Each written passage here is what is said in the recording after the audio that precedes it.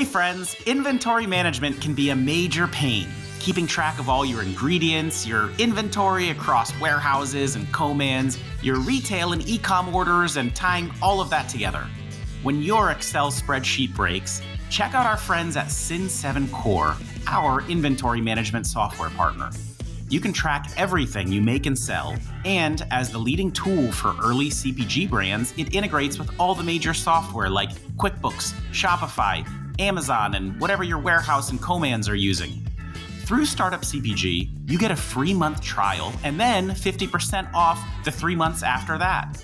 To get started, check out sin7.com/startupcpg. That's Sin, C-I-N, like the first 3 letters in Cincinnati, and the number 7. So sin7.com/startupcpg.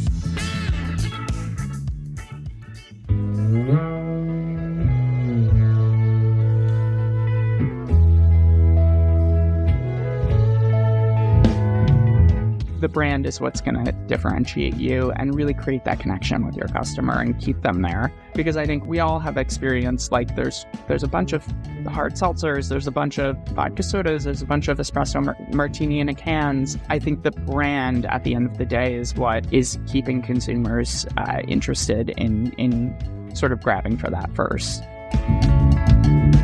Hello, Startup CPG listeners, and welcome back to the podcast. This week, we have another founder feature, and I am talking to Spencer, the founder of Gay Water. Gay Water is a mission-driven vodka soda brand that is all about increasing queer representation and supporting the queer community, and it's also just a delicious vodka soda. Spencer has so much insight to share in this episode, and I hope you enjoy. It's truly a fun one. So let me know what you think. Hello, and welcome back to the Startup CPG podcast. My name is Grace. I'm the Startup CPG editor, and I am joined here today by Spencer, the founder of Gay Water. And I will let you introduce yourself, Spencer, and what Gay Water is. Yeah. So I'm Spencer Hoddeson, the founder and CEO of Gay Water.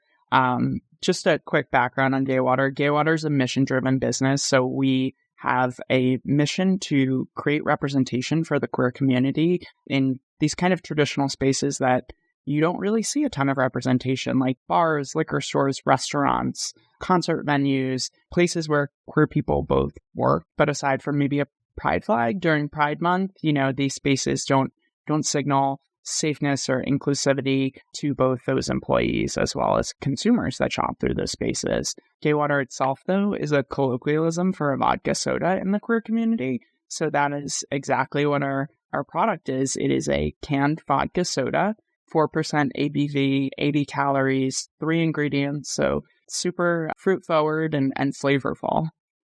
Yeah, it's so fun. And I was lucky enough to try some of Spencer's Gay Waters, and they are delicious and so light. And I think my favorite was the grapefruit.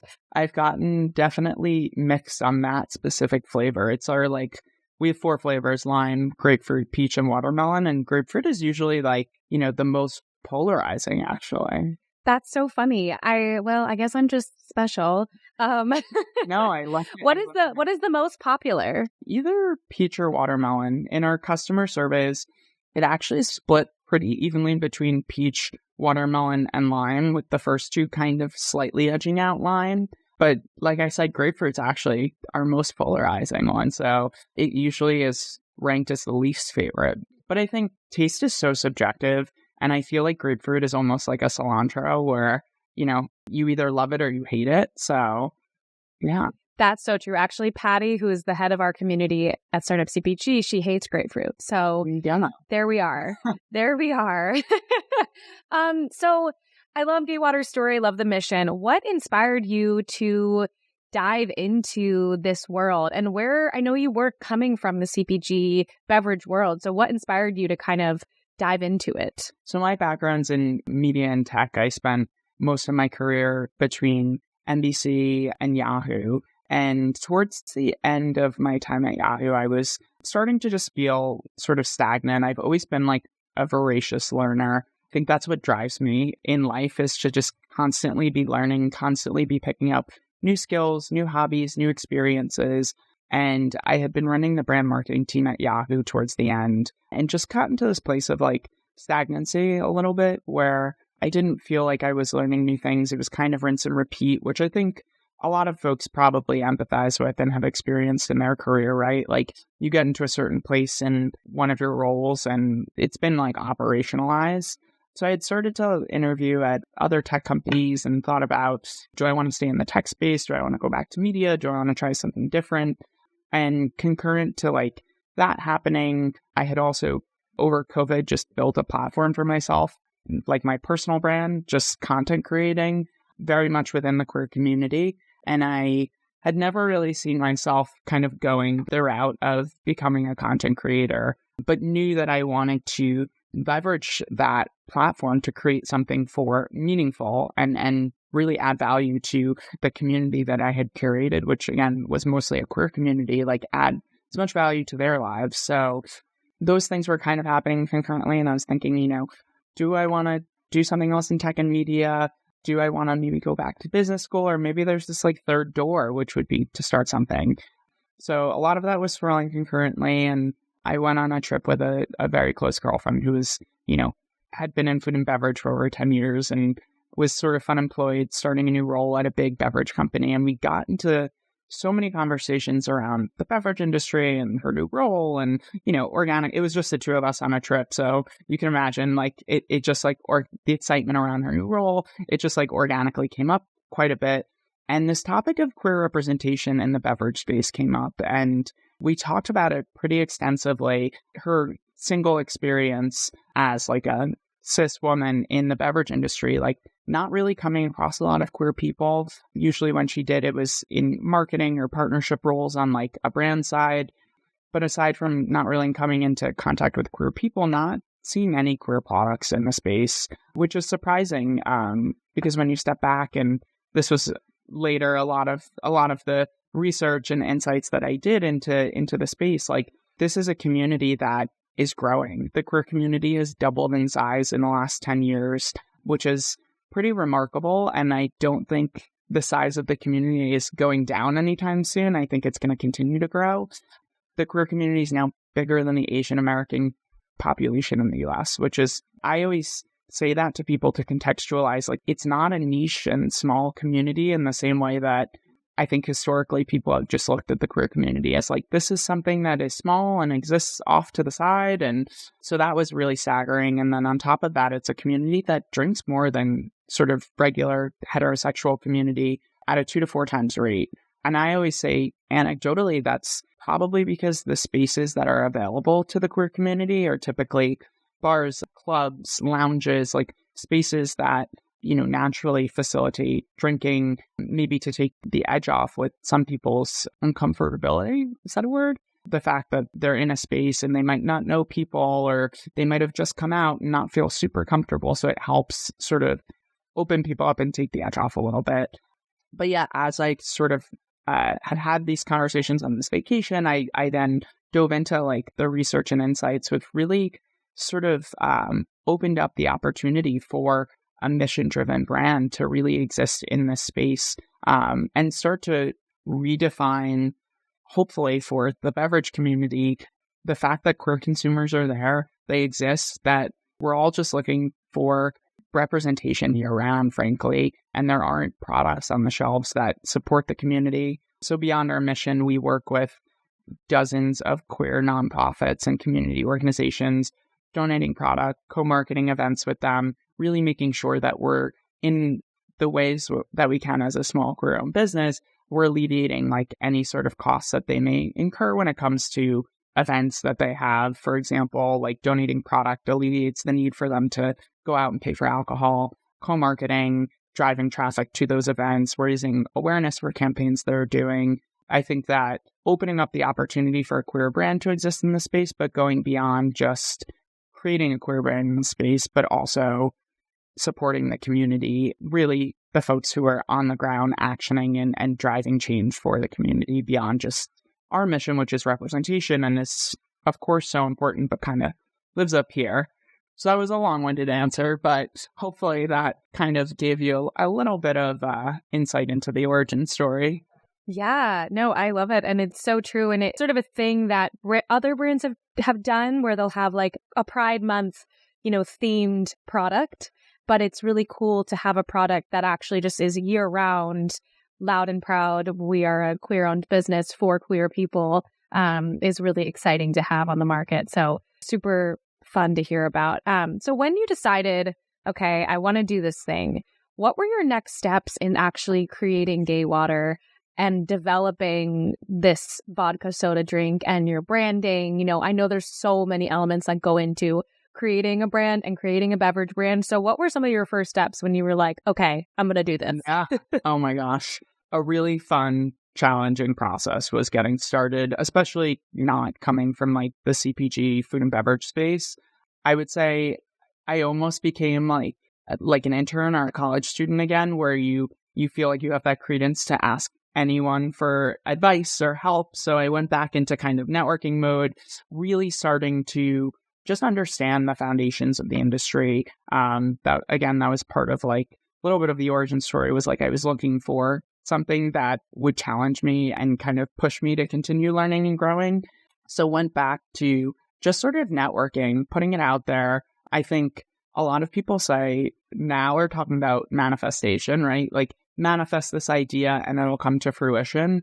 I lean much more into the school of thought of socialization, right? Like I had this idea, I had come up with Gay Water at that point. I had secured the trademark and I was like, let me just tell as many people as possible about this. Like, I'm not going to sit on this. I think long gone are the days of like gatekeep a brand and then have like that big launch day where, the brand drops and there's a ton of buzz around it. I think we're past that, honestly. I think that there's no longer like tabloid culture in the same way where you do a big drop and everyone covers it. It just doesn't happen anymore.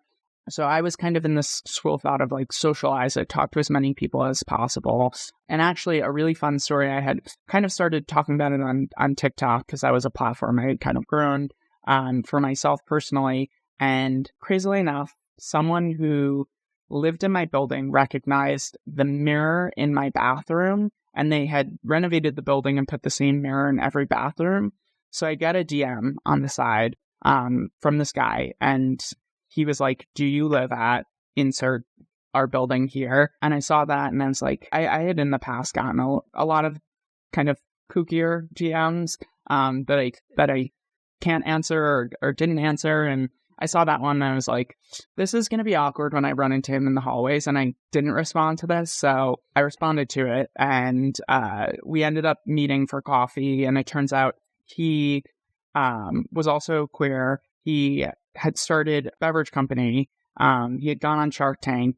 They had gotten acquired. Mark Cuban had invested in them on Shark Tank. And that person ended up actually being like our foundational like operations person. He connected us to a formulator, to a co-packer, really got the wheels turning on that. So that was like really how, from an operational and supply chain standpoint, we got started, was working with this guy, Max, who was incredible, who's still an advisor today to the brand. From a brand perspective, though, I actually worked with a queer Japanese Hawaiian designer who I had worked with in a past job at Yahoo. And another funny story was like I was on the brand marketing team and he led design for our Pride ERG at Yahoo. And a lot of our interaction was me having to like bring the brand guidelines into play and be like, ooh, you actually can't go this colorful. You actually can't create a new icon or use the Yahoo logo in this way because, as you can imagine, Yahoo is a very like legacy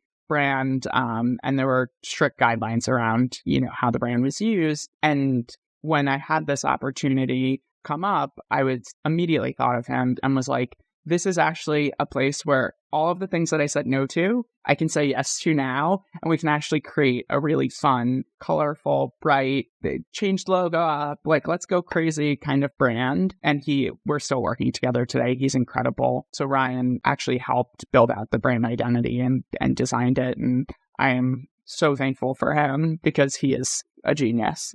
Yeah, and I love your branding. I love how colorful it is. It really stands out. And, I could imagine seeing it on a shelf and I would absolutely my eyes would be drawn to it because of how colorful it is and how it doesn't really look like anything else. And I think I read in another interview you did or something where you were saying it reminds you of like childhood cartoons or something like that. And I do love that element too, because it's this like adult beverage, but you feel like this sort of fun child energy from it, which really brings an element of just like joyfulness. Obviously, it's alcohol, so we toe the line on like, we obviously are not targeting or marketing to kids. But it was inspired by like 90s Nickelodeon, I would say. So in that respect, like, you know, millennials who grew up in the 90s and saw, I actually have, and this is from my childhood, this 90s Nickelodeon clock right here, and I stare at it all day. So as you could probably see with our logo, it's definitely inspired by like the Nickelodeon Splat and pop art and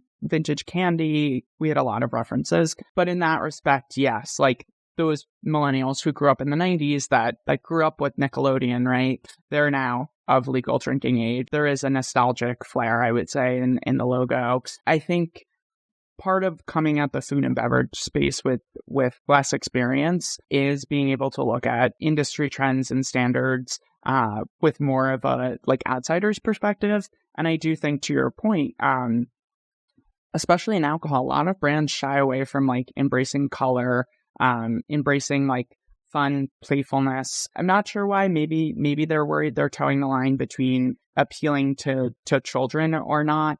That's obviously not our intention. Our intention is creating a brand that represents the community, right? And it is a community. I mean, the rainbow flag is sort of the moniker for the queer community. So I do think we do have that credence to lean into color a little bit more. But yes, I wanted to create something that like popped off on shelves, right? Like that really drew attention. I think my personal experience in aisles when picking alcohol is that a lot of the brands are like typically 2-tone, maybe 3-tone, and their packaging is just very, very clean, very simple. I think that's great. But when you're trying to create a like human one-to-one connection with your consumer, you aren't really able to do that when your brand is limited. And I think that was something that I learned in sort of past lives working on brand teams at big corporate jobs, is that when you do have like stringent brand guidelines, of course, consistency is important, but at the same time, you know, you do lose that sort of playfulness and connection with your consumer when you do go down the route of like, let's just be like a pretty aesthetic brand that leans into a couple colors. We'll be right back. Did you know that Startup CPG has an official in-store demo partner? I'm really excited to announce our partnership with Grassroots Marketing. They are awesome for early brands. They have no minimum number of demos, they've got national coverage, and you get full reporting analytics. They work with the big guys like Whole Foods and Sprouts, but also the tastemakers like Central Market, Mother's Market, and they're actually the official demo partner for Erewhon. For the Startup CPG community, there's an introductory rate of $180 for a 3-hour demo for the first 3 months. That'll help you get started, and then their rate goes up to $200. Again, there's no minimum number of demos. That is a huge differentiator because some other agencies I've talked to want you to do an enormous number of demos for each store that you try, and a total number of demos that can just be way out of your budget range. It's really hard to find a good demo partner when you're a growing brand. Grassroots is a great one. If you'd like to chat with their team, email hello@grassrootsdemos.com and ask for the Startup CPG community discount, or connect with Bridget or David on our Slack channel or LinkedIn. And now, back to the show. Yeah, absolutely. And I am definitely one to go to the liquor store and like choose a beer can because I like the branding, or I like the design on it. So I think that is also like a way of connecting with your consumers for sure, is just like, do you connect with our branding personality wise? So in other terms of your launch, this is a more like nitty gritty founder question, but how did you fund starting this business? What resources did you pull from in order to start Gaywater? Yeah, we did like a friends and family pre-seed round, which was pretty small, I would say, relative to a lot of other beverage founders that I've talked to. It was definitely built in a pretty like equitable way. We're past the time like 2-3 years ago where you could go and raise like a massive pre-seed round and money was just flowing. I think the climate of consumer funding has unfortunately or fortunately for investors, like shifted quite a bit. So we did a small pre-seed round and really just focused on building the brand as organically as possible, which, it was super heartwarming to see. A lot of the brand was built on organic social media. Like to date, this past month was the first month we actually ever did paid advertising. And we had built, a community of over 125,000 across followers, email subscribers, etc., before we had even invested $1 in paid marketing, which I think goes to the climate of today, the fact that there's so many platforms with comprehensive smart algorithms that can get your product in front of people. And if it's, again, back to sort of, I'll quickly explain, but I have an ideology, like there's brand and there's product, and then the ones that do it the best are at the intersection, right? That's what we're trying to be, is have a great product, but have an awesome brand that really brings people in. Because I think to your point earlier, like people will see the brand on the shelves and hopefully like migrate towards the brand and pull it off shelves. Whereas, I think the brand is that first step in the door. Because if there's, 20 espresso martini and a can brands all lined up together, I think consumers get a little bit paralyzed. And that to me is like the product, right? The brand is what's going to differentiate you and really create that connection with your customer and keep them there. Because I think we all have experienced, like there's a bunch of hard seltzers, there's a bunch of vodka sodas, there's a bunch of espresso martini in a cans. I think the brand at the end of the day is what is keeping consumers interested in sort of grabbing for that first. But I lost my train of thought for a second, but that's kind of my ideology around it. So I think building your brand, especially as an emerging brand in the space, is so much more important at this point in time, because from a product perspective, like the differentiation is not crazy, right? Like, unless you're completely launching a new product category, like the folks at Crooked Owl launching hard tepache, right? Like that's a completely new product. Like tepache exists, but not hard tepache. So I think like they're more product focused. They have a lot of education around the product to do. But I think from a industry perspective, there's not a ton of like product innovation happening. So it's more, how can you build a brand and have a great product side by side with that at this point?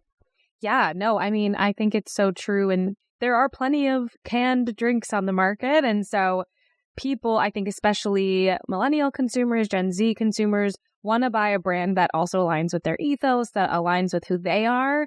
And so I think it makes sense for brands to really lean into like which customer is going to buy your product, because your product is also a hard seltzer or is also a vodka soda. So why would they buy yours over, XYZ brand? And I think Gaywater has a very specific mission and community that it's pointing towards. So I think that, is a really successful marketing tool. And in terms of getting Gaywater into people's hands, what has been your approach to leveraging this community you've built to get people to really buy Gaywater, and like where can they buy it, and how? And I know there are so many rules and regulations around alcohol. So how have you been navigating just actually getting the product out there? Yes. To your point on purpose-driven and mission-driven brands, absolutely. And I want to say this for like the community and everyone who's listening. Millennials more than ever were a purpose-driven brand.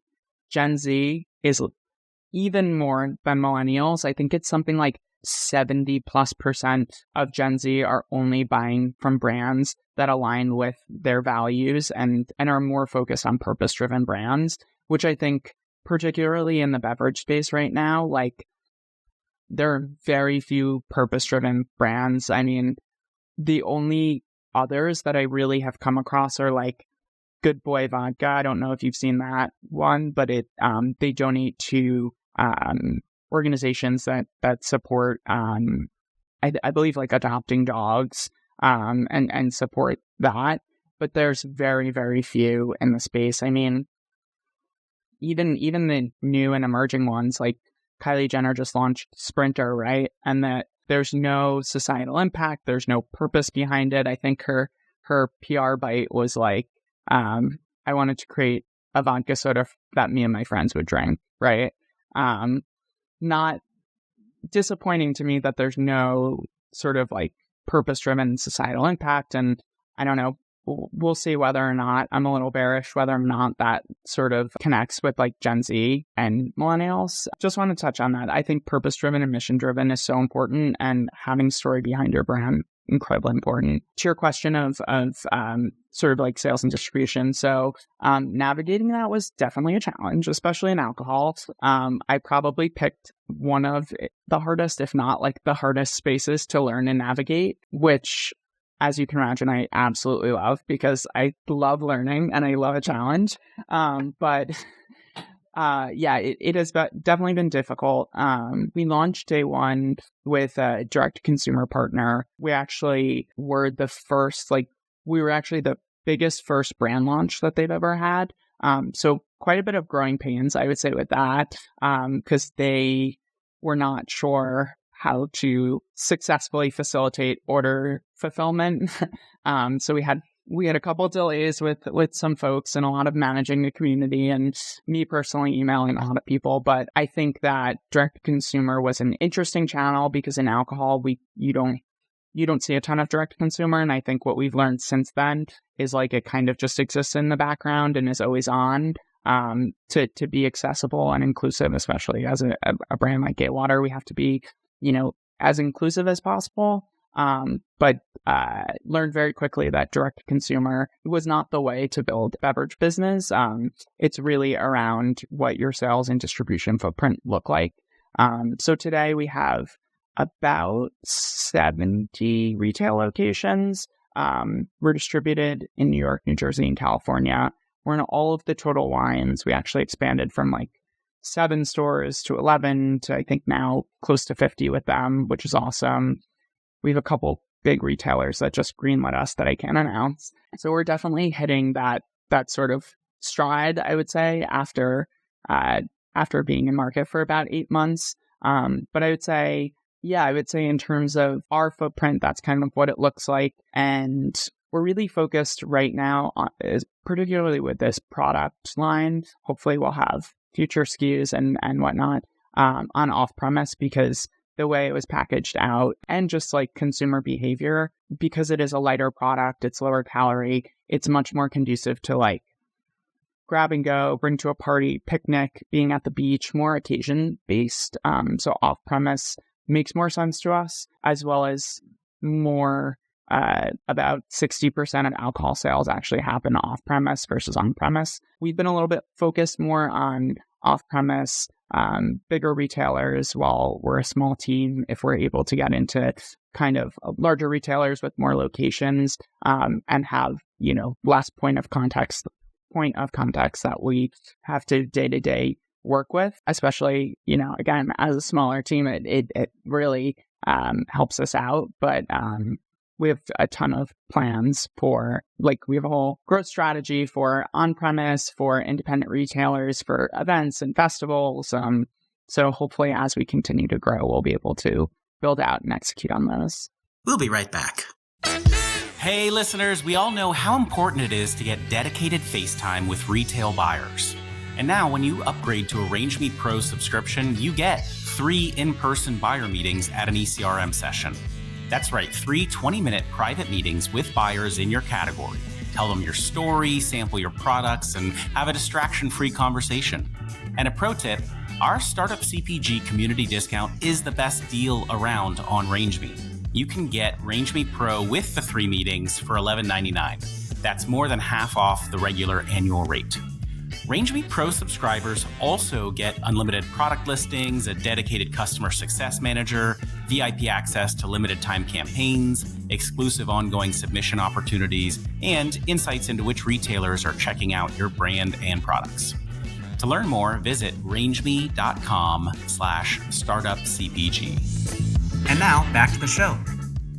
Yeah. Oh my God. Well, I'm so excited to hear you're in the Total Wines in New Jersey, because now when I go down the Jersey Shore this summer, Yes. I can pick up my gay water at the Total Wine. So it works out for me. I'm in Philadelphia, so can't get you here yet. We're in Tarrytown, which is not too far. Not far. And Pennsylvania has some crazy strict liquor laws. So, I don't even know if you yeah, it's a tough state to sell or buy in. But so speaking to your growth strategies, how have you been managing, the small team versus getting into all these stores, being in California, being in New Jersey, being in New York? How have you been balancing? I mean, such a hard word, balancing, but how have you been balancing that growth? No, I'm like a big proponent of like write everything down, make checklists. No, a lot of it, I would say there's a fair share of like building the plan while we're flying it, right? So, definitely have been multitasking and late hours and whatnot, which goes into any founder's experience. I think my biggest, not learning, but like my biggest way of managing that has been prioritization, right? It's like ranking things out, like what do I need to get accomplished? What would be like a nice to have? And then what can I push off for a little bit later? And just making sure that like, I'm focused on the things that are actually paramount to the business right now, because it's very easy to get distracted and want to like build this thing over here or run this campaign over here. And at the end of the day, if you're not prioritizing and staying focused, like probably gonna end up spending too much time on something else that's not gonna help or move the needle. So I would say, that's probably my biggest like takeaway is just making sure that I'm staying on track and prioritizing, what's important and what's going to actually help grow the business long term. And in terms of like managing, we have a couple of like sales folks that we just brought on very recently, and then a small like fractional team, designer, ops, part-time CFO. Yeah, just maintaining like connection points with them, I think, again, back to prioritization. It's like prioritizing what they should be working on given their, part-time and I have limited resources. So being like, here's 5 projects. This is the most important. This is due at this time. This would be a nice to have to start working on in the background. Like, I do think life is like, it's all about making sure that you're staying on track. I don't know how many times now I've said prioritization, but that weren't for dating. That's okay. Whoever is listening would be absolutely wasted. Well, it's important, and whatever works is great. And how did you decide, it was time to bring on this like fractional team or to bring in some people to help you out? And then how did you decide who you wanted to work with? How did I decide? I would have loved to bring people on earlier. I think it was just a byproduct of like, honestly, finances. Like, we've started to raise more of a seed round, and money had come through in that respect. And it basically, for the first like 7 months, it had been a full-time sales team of 1, in addition to operating the businesses, operating our social channels, doing all marketing, production, managing our production run. And so it was very important that I brought on salespeople, because sales is also admittedly more of a blind spot for me. I'm not a natural salesman. It is more of a forced function for me. I'm very much the type of person of like, I will pitch you, and if you're not interested, like I'm not going to convince you. I'm not going to like try to telegraph to you the value of having of like bringing in the queer customer, and sort of making that connection point. Right, I'm going to pitch you, and if you don't see it, then I'm not going to like twist your arm to make you pick up, a queer-owned, queer-focused brand, right? But I also recognize that is not good, right? Like, especially as a founder, like you need to be a salesman. You need to be going in and being like, well, you don't want to pick up the brand this way, but like, what about this way? And like, what about this deal? And so I was always interested in bringing on salespeople, and it was more a function of just like, where we were in terms of the business. You can't hire anyone until you have the money to pay them, unfortunately. Nobody works for free. Nobody works for free except for the founders. Correct. So thinking of all of the many challenges that come with being a founder, what would you say has been the biggest challenge, and how are you working to overcome it? How did you overcome it as you move forward?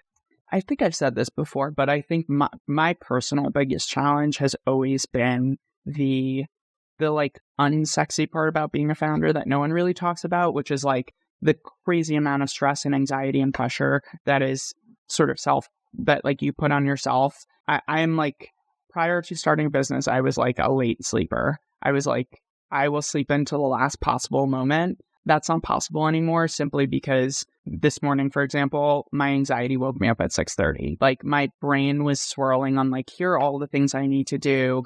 I'm chatting with Grace today. I have to get prepared for that interview. Now, I think not no one, but it's very infrequently talked about, like the emotional and mental stress and pressures that like are self-inflicted as part of being a founder. Sort of like the imposter syndrome, the fact that I wake up like every other day being like, is this a good idea? Like, is this business going to succeed? Like, the fact that I have to constantly like question that and then also hype myself up. Part of that, I think, is the byproduct of being a sole founder. So I don't know the experience of having co-founders that like, you know, you can lean on when you're having moments like that, who can pump you up and you're not doing it yourself. But I would say like the biggest challenge is definitely like the sort of mental gymnastics that happen that no one else really sees except for you. And you kind of just have to like, you know, be at war with yourself and hype yourself up and convince yourself out of those like negative places. I think that I can't emphasize enough like how much of the experience that is, unfortunately, because most people shut off at 6-7 p.m. when they're done with work. But as a founder, when it's your business, like, you're never shutting off, right? So you can be out with friends and like suddenly start thinking about it and like get stressed and start panicking, and everyone else is laughing and having fun, and you're kind of just standing there being like, why am I thinking about this? Definitely a challenge. Absolutely. And I think it's such a common experience among founders. And so I appreciate you talking about it. And I think everybody who's listening, who's a founder, is probably thinking to themselves, yep, I felt that this morning, or yep, I woke up this morning at 6:30 a.m. And do you have any, and maybe you don't, and that's okay too, but do you have any advice for your fellow founders who might be listening to this and resonating with the fact that anxiety of being a founder, the stress of being a founder? Is there anything that's helped you move through some of those moments? Two main things. One, exercise, whether that's like going to the gym or like I call them stress walks. Like, I will carve out time in the middle of the day and just go on a stress walk and just like aimlessly walk somewhere. I'm in New York, so it's very much an accessible walking city. I'll just like walk around and like take in the sights, like look at the advertisements that are happening on, you know, near me on Broadway, and really just like hopefully de-stress myself by the action of walking, and also like seeing the world and grounding myself a little bit. And then the other thing I do is like when I have a bout of crazy anxiety of like, I need to do this, I just sit down and create a checklist for myself. And I think pen to paper is one of the like strongest tools that you have in your disposal, which is like, once you take it out of your mind and put it on paper, like it truly is taking part of it out of your mind. So I'd say those are two of the tactics that I use to kind of like get myself out of that place. In terms of the like imposter syndrome and like, will this fail? Will this succeed?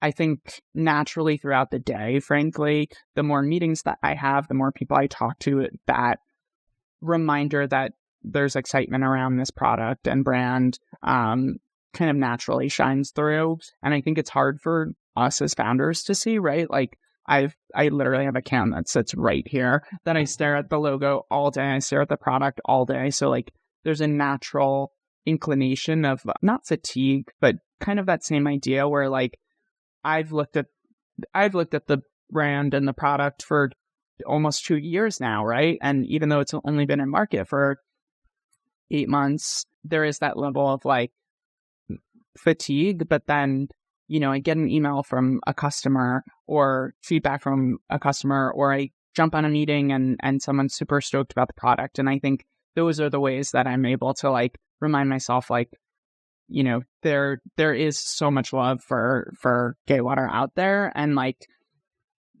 don't feel impostery. Like, those like points of validation, I think, mean more than the person probably saying it or expressing enthusiasm now. So yeah, absolutely. And it's so hard to tell yourself that you're doing something meaningful. It's like our brains, for some reason, are unable to give ourselves such positive feedback. But I think that's great advice, all of the things you said. And speaking of people loving gay water, though, what can your fans, counting me among them, expect from gay water in the year to come? And also, where, if people want to learn more about gay water, where can they find that? Yeah, in the year to come, we have a lot of exciting news. We have new products. We have a lot of new retail locations, which hopefully we'll be able to announce soon. New partnerships. A lot of really exciting stuff. I'm trying to like cautiously and like thinking of what I can say and what I can't say. Not that like I'm early, to my point earlier, I'm not trying to like hold things off and have a big announcement, but I think there is something to say about, keeping a little bit of excitement and build up. But yeah, you can learn more about gay water on our website, gaywater.com, or at Drink Gay Water on all social platforms, Twitter, X, Instagram, TikTok, Facebook, Threads. We're going to be launching a newsletter shortly. That's exciting. But yeah, a lot of fun things to come. So exciting. And yeah, everybody should follow you, I guess, to learn more about all these exciting things if you're listening. But this was so much fun to chat with you, Spencer. And is there anything, last minute words you want to say to our Startup CPG listeners? I don't know if this is breaking the rules, but always feel free, if anyone's on Slack, to DM me. I'm glad to, answer any questions about BevAlc or building community online or anything like that. Always an open resource for new founders. I think it's so important to like pay it forward. Definitely not coming from a place of like, oh, I'm a hardened, like, I've been in this for so long, but I do want to help in any way that I can. So if anyone's listening and needs any sort of input, advice, whatever, always an open door policy. I love that. And that's definitely not breaking rules. That's the whole point of Slack, is for people to connect and answer questions and learn from each other, and to have this community wwhere founders, don't have to feel like they're sitting in a room by themselves all the time. I saw something about cold DMing on the channel. So I was like, I don't know. It's no cold outreach like pitching your product or your service. But you can cold outreach for questions. Amazing. Yeah. Absolutely. So reach out to Spencer. Same applies. Like, please don't pitch me on any. The amount of inbound that we get from businesses, like looking for something or not looking for something, but the through line is spend money on our platform or spend money on our service. Especially as a queer-owned business, like a lot of times it's a non-queer-owned business asking us to spend money on their platform to reach queer people. With Pride Month coming up, we get a lot of Pride Month related stuff. Sometimes it feels a little icky. So please only reach out for questions. Yes, definitely. I think that's important. And important to remember too is you don't want to make anyone feel like, you're just trying to use them to reach a community that's not necessarily one you have supported. But so that's our call to action at the end of the Startup CPG podcast. But yes, it was so much fun to chat with you, Spencer, and to learn more about Gay Water. And like I said, I'm a fan, and I hope everybody gets to discover Gay Water as you guys expand. And I'm curious to see, what happens next. But thanks everyone for listening, and let us know what you think. All right, everybody. Thank you so much for listening. If you enjoyed the podcast today, it would really help us out if you can leave a 5-star review on Apple Podcasts or Spotify. I am Daniel Scharf. I'm the host and founder of Startup CPG. Please feel free to reach out or add me on LinkedIn. If you're a potential sponsor that would like to appear on the podcast, please email partnerships@startupcpg.com. And reminder to all of you out there, we would love to have you join the community. You can sign up at our website, startupcpg.com, to learn about our webinars, events, and Slack channel. If you enjoyed today's music, you can check out my band. It's the Super Fantastics on Spotify Music. On behalf of the entire Startup CPG team, thank you so much for listening and your support. See you next time.